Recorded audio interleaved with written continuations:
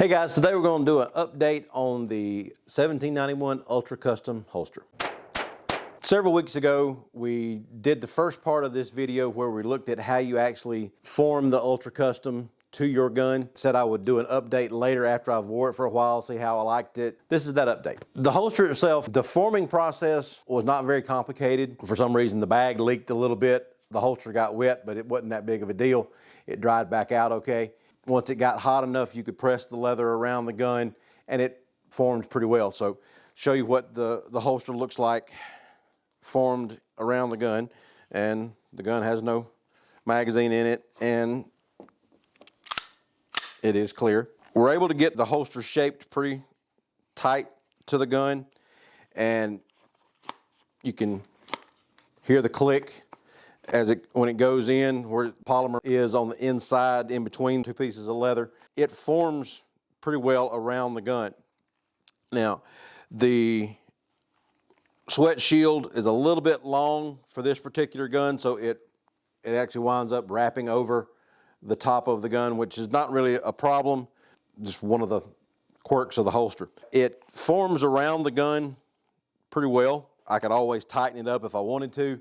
The main issue with the holster is, at least for me anyway, it's not really that adjustable as far as ride height or cant. You can change the cant just a little bit, but it's not a whole lot on the way this particular clip is made here. It is a tuckable clip, so you can wear it with the shirt tucked in rather than having to just have a cover garment over it. Adjustment screws right here, you can adjust the cant just a little bit on this one. It's not a huge amount that you can change it. So it's pretty well a upright ride position rather than being able to have any kind of cant on it, so that if you wanted to have the gun like that, so that it was a little easier for your hand to grip it depending on where you put it on your belt, you can't really adjust it that much.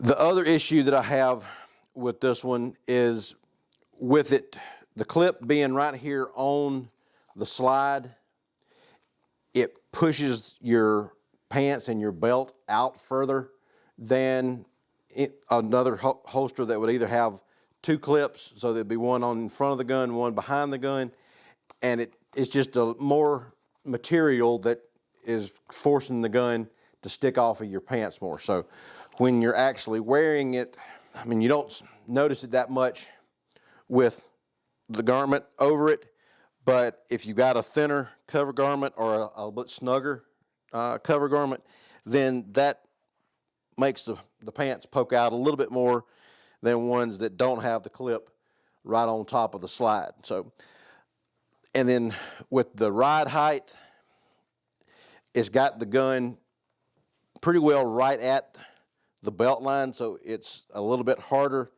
to get your hand in there for a full grip on the gun. If you could adjust the ride height a little bit, I think that would be better, so that you could get the gun up out of the pants a little bit more, so you can get a full grip on the gun. It's comfortable to wear and it keeps the gun pretty well in position throughout the day. It doesn't move around on you. It doesn't slide around inside the pants. The issue with it just having the single clip, it does have a tendency sometime to move forward a little bit on as far as the way the gun's in there. Not being able to get a good grip on this thing quickly without having to pull it up a little bit to start getting the gun out is more of an issue. I prefer holsters that you can reholster just one-handed and not have to have your other hand to be able to put the gun back in. That's hard with some leather holsters because it's not stiff enough to be able to keep the shape of the holster and be able to get the gun in.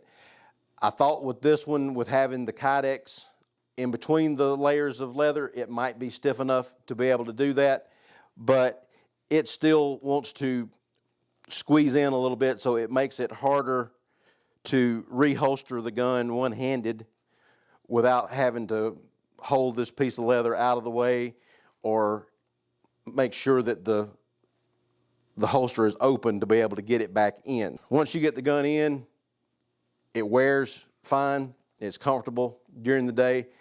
I like leather holsters for the comfort factor, but sometimes with them being a softer material, they don't hold their shape well enough when you're trying to reholster, especially if you've got your belt snug to be able to keep the gun where you want it to be during the day.